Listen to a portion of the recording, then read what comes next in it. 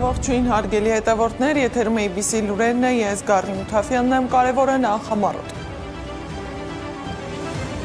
Պասիվ դահլիճ, ակտիվ միջանցք, ազգային ժողովի գործող կազմը սկսել է իր վերջին քառօրյան։ Քաղաքացիական պայմանագիրը չունի սահմանադրական մեծամասնություն, ինչ կարող է անել նոր խորհրդարանը, որտեղ է ավարտվում քաղաքացիական պայմանագրի լիազորությունը եւ որ հարցերում այն այլևս չի կարող գործել միայնակ։ Փոխվել են դերերը, թե սկզբունքները, Փաշինյանի ընտրական հռետորաբանության էվոլյուցիան կամ ով է կեղծել ընտրության արդյունքը։ Ինչ հանգամանքներում են անչափահաս քույրերը հայտնվել Փամբակ գետում, մանրամասներ են հայտնի։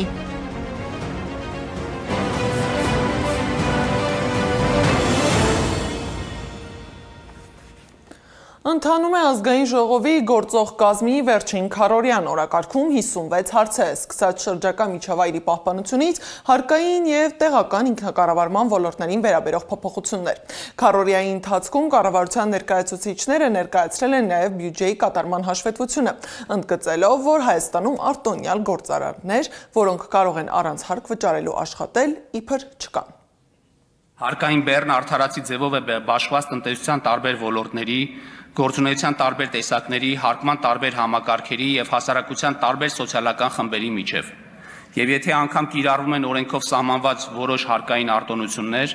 ապա դրանք բխում են կառավարության հայտարարած տնտեսական զարգացման առաջնահերթություններից ու գերակայություններից, հանրապետության տարածքային համաչափ զարգացման քաղաքականությունից, սոցիալ-տնտեսական խնդիրների լուծման անհրաժեշտությունից։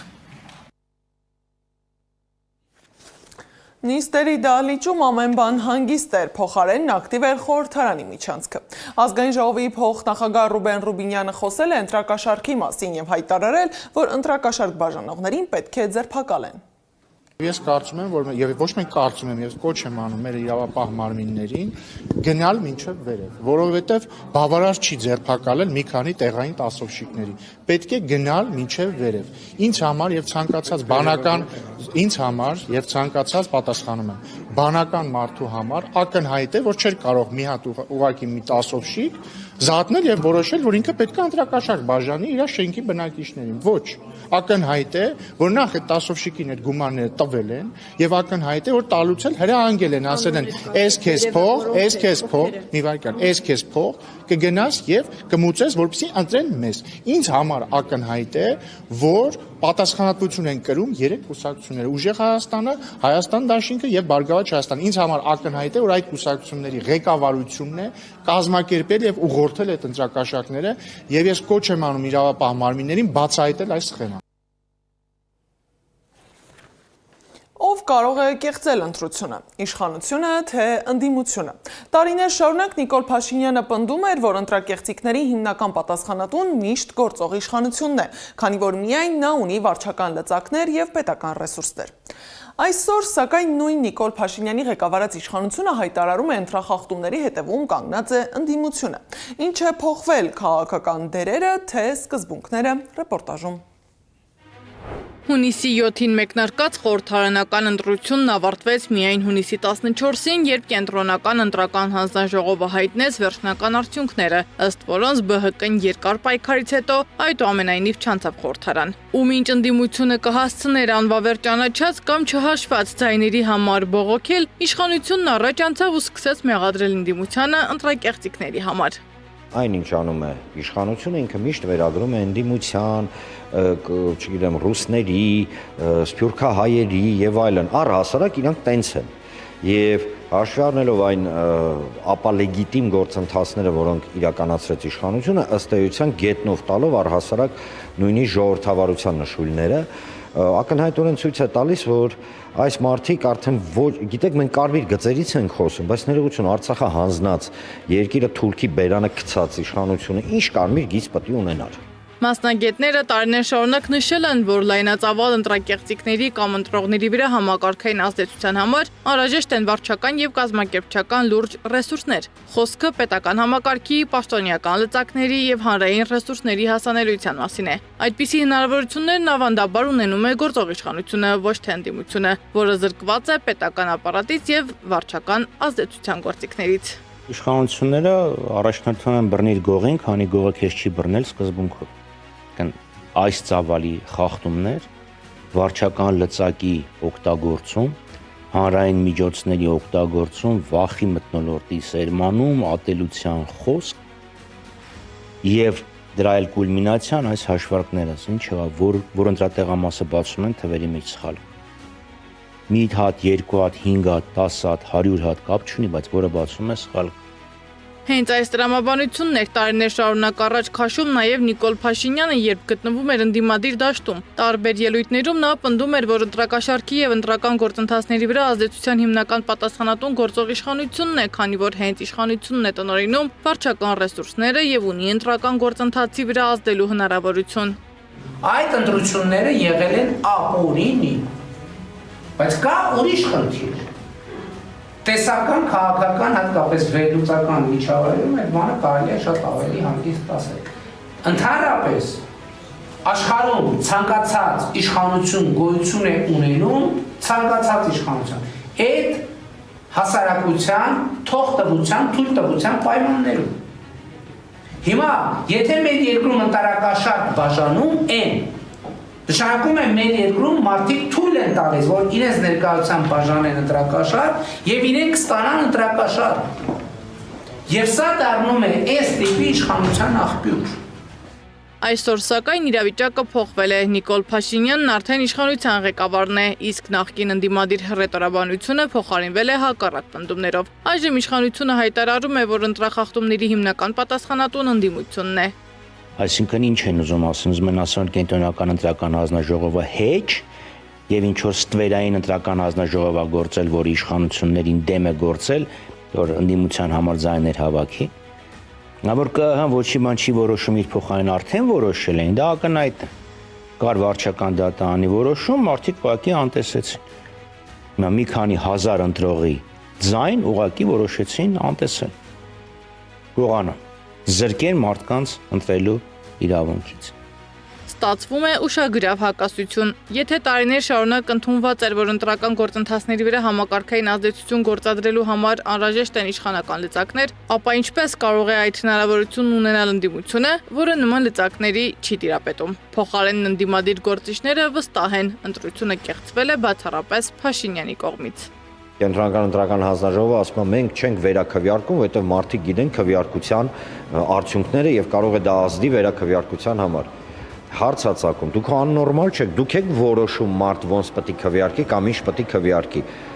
Հասկանում եք,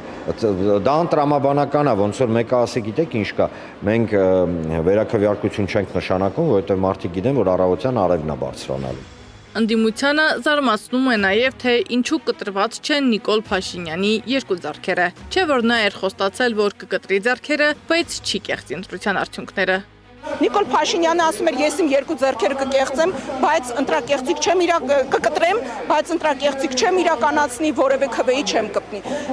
Այդ մի հարցում էլ խաբեց, որովհետև արդեն քանի օր է անցել է,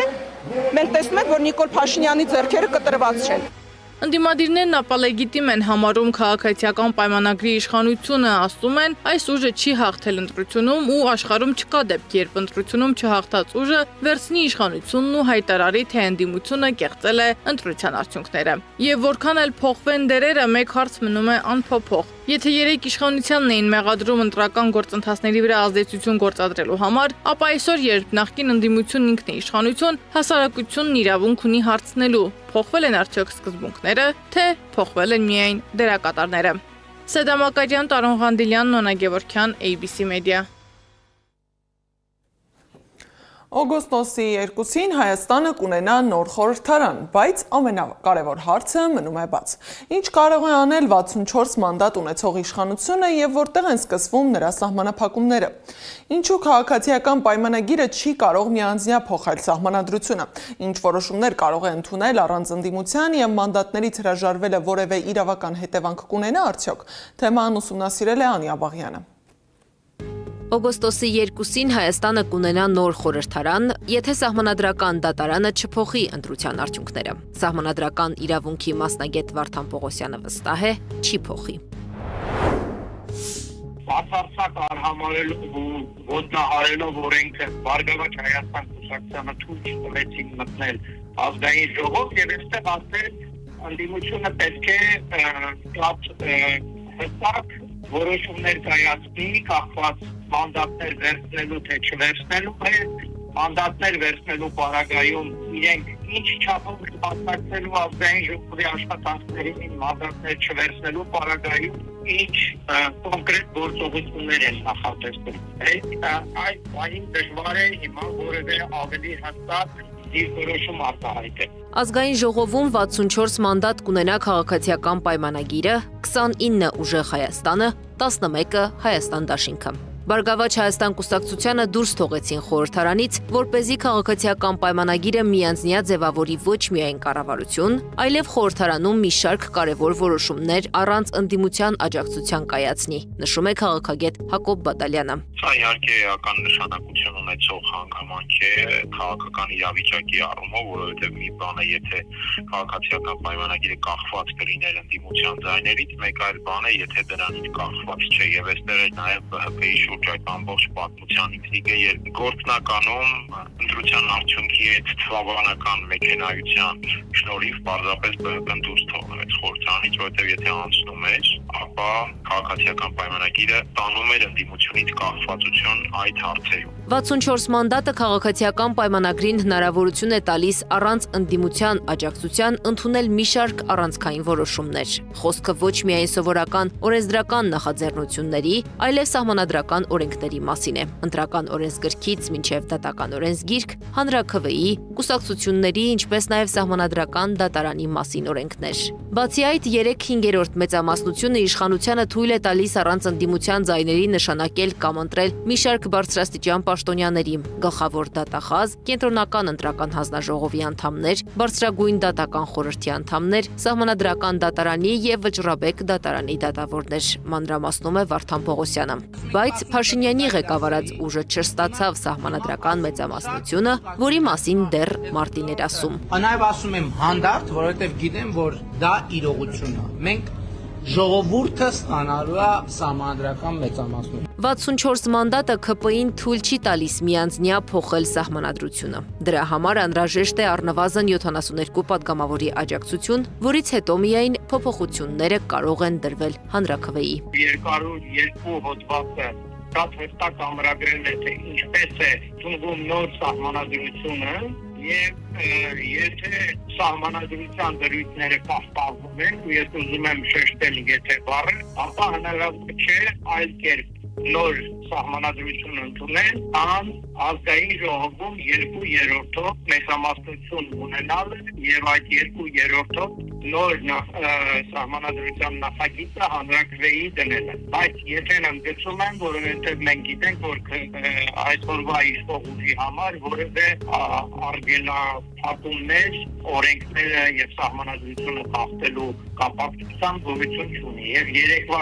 որոշումը դրա բառ ապացույց։ Անդրադառնալով ընդդիմադիրների մանդատներ վերցնել-չվերցնելու հարցին, քաղաքագետ Հակոբ Բադալյանն արհեստական ու իշխանահաճո խոսույթ է համարում։ Իրավական հետևանք չի թողնում մանդատների չվերցնելը, նշում է Բադալյանը։ Ընդդիմությունը պետք է լրջորեն եւ շատ խորքային իմաստով մշակի հասարակության հետ աշխատանքը շարունակելու կոնցեպտը եւ դրսեւորի իհարկե այդ հարցում ոչ միայն տակտիկական որոշումներ կայացնելու կարողություն, այլ ռազմավարական հաշվարկի կարողություն։ Եթե որևէ մեկը կարծում է, թե բավականին հեշտ է աղմուկ աղաղակով մի քանի օրում իրավիճակ փոխել Հայաստանում, կամ ընդհանրապես այդ աղաղակը կամ փողոցային ինչ-որ ակցիան է իրավիճակ փոխելու, ես կարծում եմ դա մի քիչ մոլորություն է։ Քաղաքականության մեջ իրավիճակ փոխում է հետևողական եւ ռազմավարական հաշվարկի վրա հիմնված աշխատանքը, եւ հետո այդ աշխատանքը կարող է արտահայտվել արդեն կամ ընտրական process-ի ընթացքում, կամ հենց փողոցային առավել ազդեցիկ շարժման։ Այսօր դիլեման փողոցային շարժում, թե մանդատները վերցնել գնալ խորհրդարան, ես կարծում եմ բացարձակ կեղծ եւ արհեստական դիլեմա է, որ դրված է խորհրդարանի խորհրդարան անդամ ընդդիմադիր ուժերի առաջ։ Նոր խորհրդարանի գլխավոր հարցն արդեն ոչ թե այն է, թե ով է հաղթել ընտրություններում, այլ որքանով է 64 մանդատ ունեցող իշխանությունը զսպված լինելու եւ կկարողանա արդյոք ընդդիմությունը քաղաքական ազդեցություն ունենալ այն պայմաններում, երբ առանց իր ձայների հնարավոր է ընդունել բազմաթիվ առանցքային որոշումներ։ Անի Աբաղյան, Աշոտ Բարբարյան, ABC Media։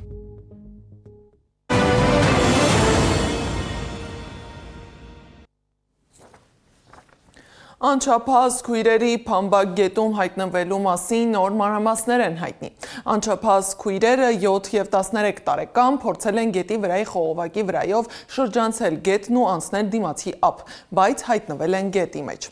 Մեր նկարահանող խումբը Փամբակում է, իմ գործընկերոջը հայտնել են, որ փրկարարները անգամ հագուստ չեն գտնում։ Վանաձորի 7-րդ հիմնական դպրոցի տնօրենի խոսքով երեխաների մայրը շատ հոգատար է, մի քանի տեղ է աշխատում, որ հասցնի երեխաների կարիքները հոգալ։ Մեր թիմը խոսել է նաև երեխաների մորաքրոջ հետ։ Երեք առաջի աշխատանքայինով եղել։ Չի գրծել երեխեքին տանի։ Այդ երկու երեխան մեկ քիչ շտապել են։ Դուրս են եկել, մինչև մյուսները գնացել են։ Ու չեն հասել։ Միշտական իրանց ճանապարհն եղել, միշտ պես են անցել, գնացել, եկել։ Ոստե երեք ոչ ճանապարհով են գնացել, ոչ ոք։ Իսկ Գորգով գյուղում 12-ամյա աշակերտի օրգանիզմում թմրանյութի հայտնաբերման աղմկահարույց գործի վերաբերյալ արդեն կա մեղադրյալ։ Քննչական կոմիտեն հայտնում է, որ մեկ անձի նկատմամբ հանրային քրեական հետապնդում է հարուցվել։ Դատարանը սակայն մերժել է նրա նկատմամբ տնային կալանք կիրառելու միջնորդությունը եւ որպես խափանման միջոց ընտրել է բացակայելու արգելքը։ Նոր տեղեկություններ կան նաև տարեսկզբին դաժան ծեծի ենթարկված պայմանագրային զինծառայողի առողջական վիճակի մասին։ 24-ամյա երիտասարդը դուրս է գրվել հիվանդանոցից եւ վերադարձել տուն։ Ըստ հրապարակումների ստացած վնասվածքների հետևանքով նա կորցրել է տեսողությունը։ Գործով 2 անձի նկատմամբ քրեական հետապնդում է հարուցվել, որոնցից մեկը կալանավորված է։ Քննիչներն այսօր առավոտյան կապարակնքել են Արարատ թենիսի ակումբի եւ կորտերի դռները։ Ազատություն ռադիոկայանը գրել է, որ ոստիկանության աշխատակիցը հայտնել է, որ դեպքի վայրի զննություն է կատարվում, այլ մանրամասներ չի հայտնել։ 2024 թվականին Երևանի քաղաքապետ Տիգրան Ավինյանը հայտարարել էր օղակաձև այգու կորտերը քանդելու ու թենիսի ակումբը տեղափոխելու մասին։ Կապ ունի արդյոք այսօրվա տեղի ունեցած այս հայտարարության հետ դեռևս պարզ չէ։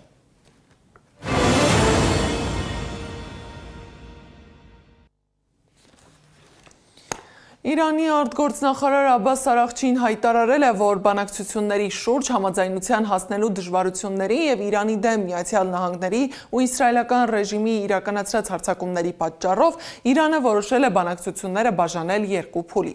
Առաջին փուլում քննարկել են պատերազմի ավարտը, Հորմուզի նեղուցի եւ Իրանի արգելափակված միջոցների ապասառեցմանը եւ վերականգնման վերաբերյալ հարցերը։ Նրա խոսքով առաջին փուլին պետք է հաջորդեն 60-օրյա բանակցություններ, միջուկային եւ պատժամիջոցների չեղյալ հայտարարման վերաբերյալ։ ԱՄՆ նախագահ Դոնալդ Թրամփն էլ հայտարարել է, որ Վաշինգտոնն ու Թեհրանը համաձայնեցրել են փոխըմբռնման հուշագիրը, որի պաշտոնական ստորագրումը նախատեսվում է այս շաբաթ Ժնևում։ Ամերիկյան կողմը վստահեցնում է, որ դա կարող է նպաստել տարածաշրջանում կայունության ամրապնդմանը։ Մի քանի ժամ էր բաժանում Մերձավոր Արևելքը նոր լայնամասշտաբ պատերազմից։ Իրանը մարտական պատրաստության էր բերել իր հրթիռային ուժերը։ Վաշինգտոնը սպասում էր պատասխան հարվածի, իսկ աշխարհը պատրաստվում էր ամենավտանգավոր սցենարին։ Բայց հենց այն պահին, երբ թվում էր պատերազմն այլևս անխուսափելի է, ամեն ինչ փոխվեց։ Մեկ գիշերում փոխադարձ հարվածների լեզուն զիջեց բանակցություններին, իսկ Վաշինգտոնն ու Թեհրանը հայտարարեցին համաձայնության մասին։ Ինչ փոխվեց վերջին րոպեներին, ով ինչ շահեց այս դիմակայությունից եւ սա իսկապես պատերազմի ավարտն է, թե ընդհանրապես դադար մինչև հաջորդ ճգնաժամը, ռեպորտաժում։ Իրանական հրթիռային կայանքները բերվել էին մարտական պատրաստվածության, Թեհրանում խոսում էին 0 ժամի մասին, իսկ Մերձավոր Արևելքը հերթական լայնամասշտաբ պատերազմի շեմին էր։ Սակայն ժամեր անց տեղի ունեցավ այն, ինչ շատերը չէին կանխատեսում։ Վաշինգտոնն ու Թեհրանը հայտարարեցին պատերազմի ավարտի շուրջ համաձայնության մասին։ Քաղաքական թրիլլերի հիշեցնող այս զարգացումների արդյունքում այսօր գլխավոր հարցը ոչ թե այն է, թե ով է հաղթել մարտի դաշտում, այլ ով ինչ շահեց եւ ինչ կորցրեց բանակցային սեղանի շուրջ։ Եթե վերադառնանք պատերազմի սկզբնական օրերին հնչող հայտարարություններին, ապա Միացյալ Նահանգների ու Իսրայելի նպատակները շատ հստակ էին։ Առաջինը փոխել այսպես կոչված ռեժիմը Իրանում, երկրորդը ոչնչացնել միջուկային ենթակառուցվածքը, երրորդը ոչնչացնել բալիստիկ հրթիռների ենթակառուցվածքը, չորրորդը ավելի ճիշտ ոչնչացնել նաև Իրանի դաշնակցային կամ պրոքսիների ցանցը Մերձավոր Արևելքում։ Մենք տեսնում ենք, որ այս առնվազն 4 հիմնական նպատակներից որևէ մեկին Միացյալ Նահանգները եւ Իսրայելը չեն հասել։ Հունիսի 19-ին Շվեյցարիայում նախատեսվող համաձայնագրի ստորագրումը կարող է ամրագրել վերջին շաբաթների ամենախոշոր աշխարհաքաղաքական շրջադարձերից մեկը։ Սակայն փորձագետների գնահատմամբ այս հակամարտությունը դժվար է դիտարկել դասական հաղթանակ պարտություն տրամաբանության մեջ։ Իրանագետ Հարութ Արթին Արաքելյանը նշում է, որ հակամարտությունն ավելի շատ ասիմետրիկ բնույթ ուներ եւ երկու կողմերն էլ թե ձեռքբերումներ, թե կորուստներ ունեցան։ Եթե ֆիզիկական կորուստ ենք նայում, շատ բնական է, որ Իրանի կողմը ավելի շատ կորուստներ ունեցավ ֆիզիկապես, ենթակառուցվածքներից սկսած, ճանապարհներից, կառույցներից, իսկ Միացյալ Նահանգների կողմը եւ առհասարակ աշխարհը, տենց կարող ենք ասենք, կորուստներ ունեցավ տնտեսապես եւ ավելի քիչ ֆիզիկապես, ավելի շատ տնտեսական խնդիրներն որ իրանց մոտ առաջացավ։ Փորձագետի կարծիքով Իրանը կարողացավ ճնշում գործադրել ոչ միայն ռազմական, այլև տնտեսական ուղղությամբ, թիրախավորելով Պարսից ծոցի տարածաշրջանային ենթակառուցվածքները եւ ազդելով միջազգային տնտեսական շրջանառության վրա։ Եթե պիտի նայենք, թե ով ամենաշատ կորուստ ունեցավ, կարող ենք ասենք, որ արաբական Պարսից ծոցի երկրները ավելաշատ կորուստ ունեցան, որովհետեւ հիմնականում թիրախը իրենք դարձան, այնիշ որ ես կարծում եմ չէին սպասում ոչ մի կողմը։ Մյուս կողմից Վաշինգտոնը չի հասել այն հիմնական նպատակներին, որոնք նախապես հռչակվել էին պատերազմի ընթացքում։ Չնայած դրան փորձագետները չեն շտապում Միացյալ Նահանգներին անվանել պարտված կողմ։ Նրանց գնահատմամբ Վաշինգտոնը կարողացավ վերահսկել էսկալացիան եւ կանխել ավելի լայն պատերազմի սցենարը, սակայն ստիպված եղավ սահմանափակել իր առավելագույն նպատակները։ Հաշվառնելով Տրամպի գործոնը, պիտի խոսենք Տրամպի անձնական խնդիրները։ Իրենք հետևյալն են։ Առաջինը հնարավորինս շուտ ավարտել այս պատերազմը մինչև հուլիսի 4-ը, վատագույն դեպքում մինչև նոյեմբեր, մինչև նախընտրական շրջանը։ Երկրորդը կարևոր նպատակը ունենալ այդպիսի երաշխիքներ, որը կկարողանան մատուցեն լայն հասարակության այն կոնտեքստում, որ Իրանը վերցրել է իր վրա պարտականություններ չստանալ որևէ ձևով միջուկային զենք։ Միջազգայնագետ Սերգեյ Մելքոնյանի գնահատմամբ պատերազմը բացահայտեց նաև Միացյալ Նահանգների ազդեցության ուժի կիրառման սահմանները։ Աշխարհը տեսավ այն սահմանը, որից հետո Վաշինգտոնն այլևս չի կարող իր կամքը պարտադրել բացառապես ուժի միջոցով, եւ դա ըստ միջազգայնագետի Միացյալ Նահանգների գլխավոր խնդիրն է։ Փորձագետի գնահատմամբ այս հանգամանքը կարող է ազդեցություն ունենալ նաև Վաշինգտոնի հեղինակության վրա իր դաշնակիցների շրջանում։ ԱՄՆ դաշնակիցները վերահաստատվեցան նրա մեջ, որ Միացյալ Նահանգները չեն կարող լինել ունիվերսալ անվտանգության երաշխիք։ Ընդհակառակ իրենք սպառնալիքի երաշխիք կարող են լինել։ Եթե Միացյալ Նահանգների դեպքում խոսվում է սահմանափակված նպատակների մասին, ապա Իրանի պարագայում փորձագետներն էլ արձանագրում են քաղաքական կարևոր ձեռքբերումներ։ Թեհրանին հաջողվեց փոխել տարածաշրջանային ստատուս քվոն, այսպիսով տանելով քաղաքական հաղթանակ։ Միևնույն ժամանակ Հարութ Արթին Արաքելյանը զգուշացնում է, թե Թեհրանը նույնպես գնացել է որոշակի զիջումների, մասնավորապես միջուկային ծրագրի շուրջ։ Իրանը նաև համաձայնում է, որ ատոմային ռումբ եւ հեռահար հրթիռներ չունենա։ Դա ես կարծում եմ նաև ձեռքբերում էր Իսրայելի անվտանգության համար։ Հենց Իսրայելի դիրքերն են այս համաձայնագրի ամենաքննարկվող հարցերից մեկը։ Եթե նախկինում Վաշինգտոնն ու Թել Ավիվը հանդես էին գալիս որպես մեկ ճակատ, ապա վերջին օրերին Թրամփի հրապարակային հայտարարությունները ցույց տվեցին որոշակի տարաձայնություններ։ Արաքելյանի խոսքով Միացյալ Նահանգներն այս փուլում նախընտրեց առաջնորդվել սեփական շահերով։ Ամերիկյան կողմը փորձում է իր շահերը գերադասել իր դաշնակիցի շահերին։ եւ վերջի օրվա երեկվա զանգերը, որը Թրամփի կողմից նաև եղան Նեթանյահուին, եւ գրառումները, որ Թրամփը արեց, որ խաղաղության գործընթացը մի տապալեք, դա նշանակում էր, որ Ամերիկան նաև իր շահն է հետապնդում եւ չի պատրաստվում, որ երկարատև պատերազմի մեջ մտնի։ Սերգեյ Մելքոնյանի գնահատմամբ այս գործընթացը լուրջ հարված հասցրեց Միացյալ Նահանգներ-Իսրայել հարաբերություններին, քանի որ Նեթանյահուին հաջողվեց Իսրայել-Միացյալ Նահանգներ հարաբերությունները հասցնել շատ ցածր մակարդակի։ Հակամարտության հետևանքով աճել է նաև տարածաշրջանային միջնորդների դերակատարությունը։ Պակիստանը, Քաթարը, Սաուդյան Արաբիան եւ Թուրքիան առաջին անգամ հանդես եկան ոչ թե որպես դիտորդներ, այլ որպես գործընթացի անմիջական մասնակիցներ։ Ըստ փորձագետների տարածաշրջանում ձևավորվում է արդեն անվտանգային նոր համակարգ, որտեղ առկա են այս միջնորդները։ Բայց 4 երկիրը հայտարարեցին, որ ռազմական միություն են ստեղծում 4-ով, որտեղ Քաթարը ֆինանսավորում է, Պակիստանը ավելի իր ռազմական ներկայությամբ եւ ատոմային լինելով նաեւ ներկա է, Թուրքիան որպես գործարքը մենեջմենտ անող եւ Սաուդյան Արաբիան նաեւ, ասենք իր տարածաշրջանային քաշը, որ ունի թե ֆինանսապես եւ թե գաղափարապես իսլամական մյուս պետությունների հանդեպ։ Այդուամենայնիվ, ըստ փորձագետների, վաղ է խոսել վերջնական խաղաղության մասին։ Այս համաձայնագիրը կարող է լինել ոչ թե հակամարտության ավարտ, այլ ժամանակավոր դադար մինչև նոր աշխարհակարգի ձևավորումը։ Ուստի թեև հրթիռները լռել են, իսկ բանակցությունները տեղափոխվում են Շվեյցարիա, Մերձավոր Արևելքում գլխավոր ինտրիգը շարունակում է մնալ նույնը։ Արդյոք սա երկարաժամկետ խաղաղության սկիզբ է, թե ընդամենը հերթական դադարը նոր դիմակայությունից առաջ։